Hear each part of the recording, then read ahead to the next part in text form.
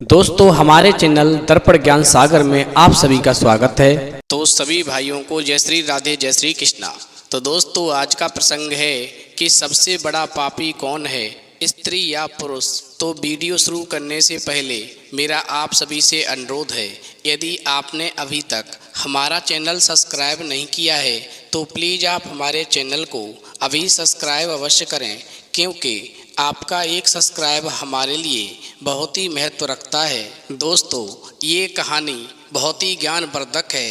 यदि आपने इस कहानी को पूरा और ध्यान से सुना तो मुझे पूरा विश्वास है कि आप अपने जीवन में धन की तरफ से कभी दुखी नहीं रहेंगे।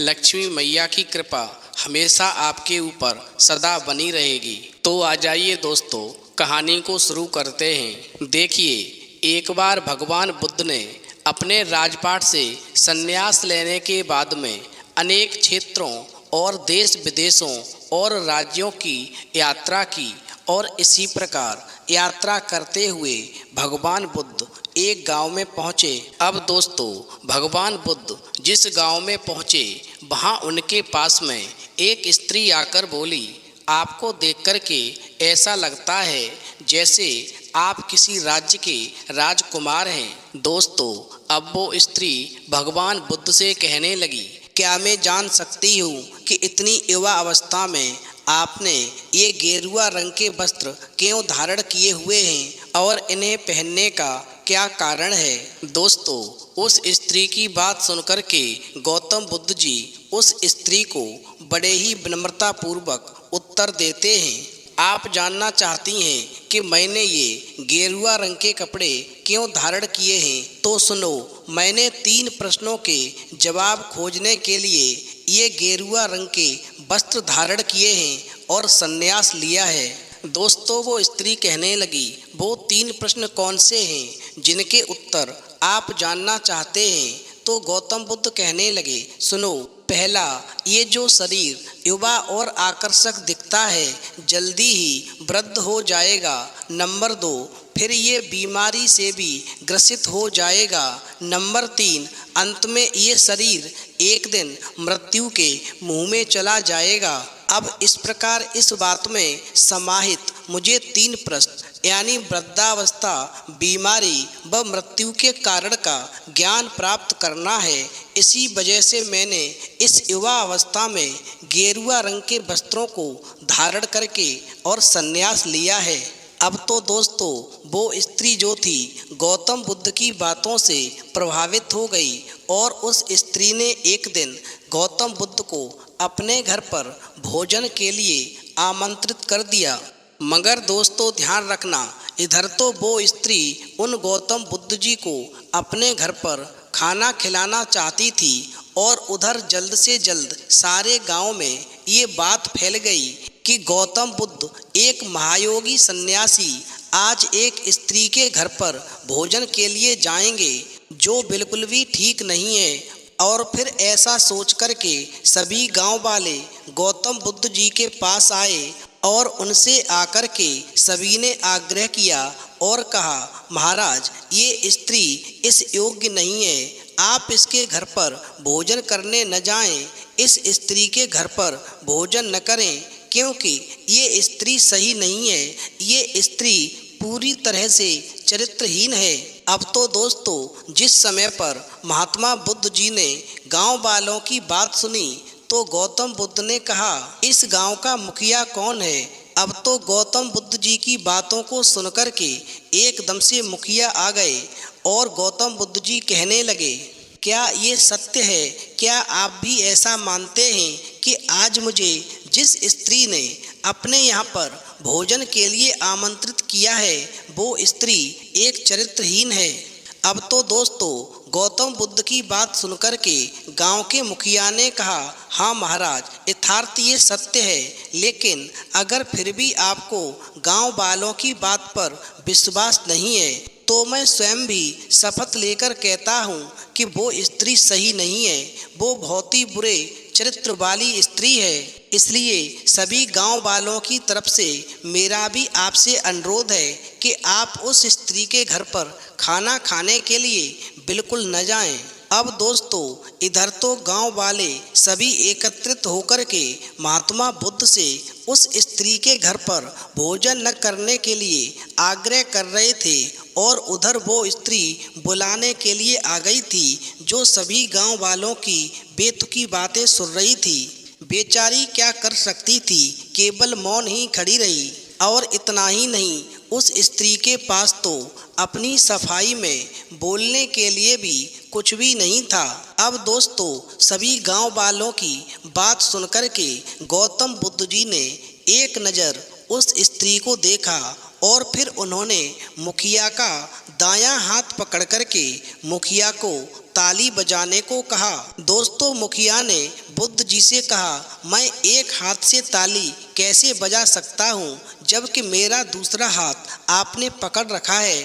जब तक आप मेरा हाथ नहीं छोड़ेंगे तब तक मैं ताली कैसे बजा सकता हूँ। अब तो दोस्तों मुखिया की बात सुनकर के गौतम बुद्ध जी कहने लगे, तुमने बिल्कुल सही कहा, आप एक हाथ से ताली कैसे बजा सकते हैं। इसी प्रकार आप स्वयं मुझे बताएं, ये स्त्री स्वयं ही किस प्रकार से चरित्रहीन हो सकती है जब तक इस गांव के पुरुष चरित्रहीन न हो।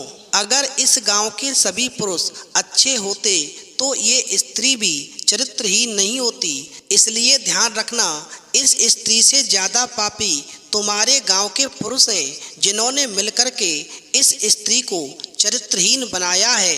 यदि तुम्हारे गांव के पुरुष चरित्रहीन न होते तो शायद ये स्त्री भी आज चरित्रहीन नहीं होती।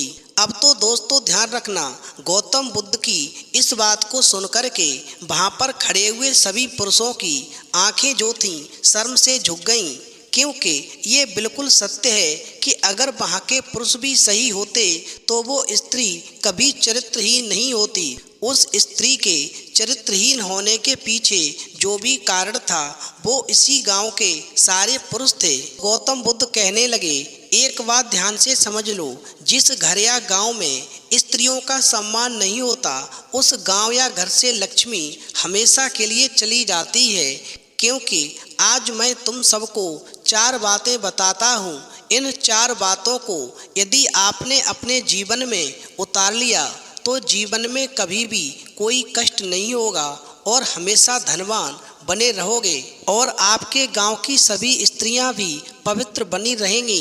नंबर 1, किसी भी स्त्री के जन्म होने पर कहा जाता है कि घर में स्वयं लक्ष्मी जी ने जन्म लिया है। जब कोई स्त्री किसी घर में ब्याह कर जाती है तो उसकी किस्मत वहाँ के लोगों से जुड़ जाती है। महिला के शुभ कदमों से ही घर में श्रेष्ठता और संपन्नता बनी रहती है। जिस घर में सद्गुण संपन्न नारी सुखपूर्वक निवास करती है उस घर में हमेशा लक्ष्मी जी का सदैव निवास रहता है। यदि घर की महिला खुश, सुखी और स्वस्थ है तो वो घर भी हमेशा भरा पूरा बना रहता है। हमेशा ध्यान रखना, स्त्री किसी भी परिवार की एक धुरी होती है, इसलिए महिलाओं का सम्मान जरूरी है। उन्हें पवित्र बनाए रखो। उनकी पवित्रता की रक्षा करना पुरुषों के हाथ में है। यदि आप ही पाप करोगे तो स्त्रियों को आप पापी बना दोगे। नंबर 2, हमेशा ध्यान रखना, एक सफल पुरुष के पीछे हमेशा एक स्त्री का हाथ होता है।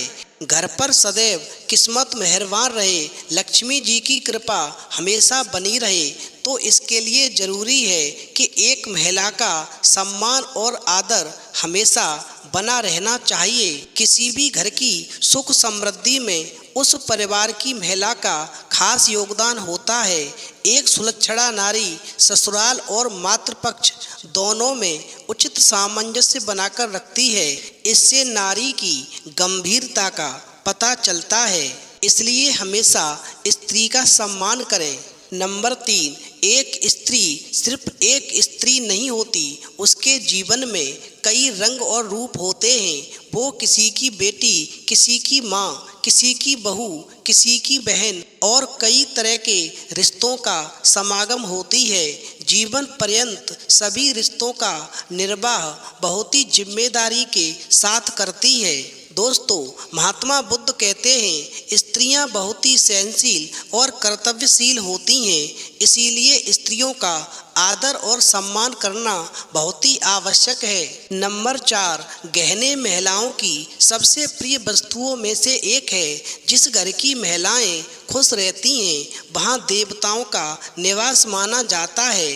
हर मनुष्य को अपने घर की महिलाओं को सुंदर गहने उपहार के रूप में देने चाहिए। जिस घर की महिलाएं अच्छे कपड़े और गहनों से श्रृंगार करती हैं उस घर में कभी भी दरिद्रता नहीं आती और हमेशा वो परिवार भरा पूरा बना रहता है। तो दोस्तों, इस कहानी से ये सीख मिलती है, ये कथा सिर्फ उस एक गांव की नहीं, ये तो सब जगह लागू होती है।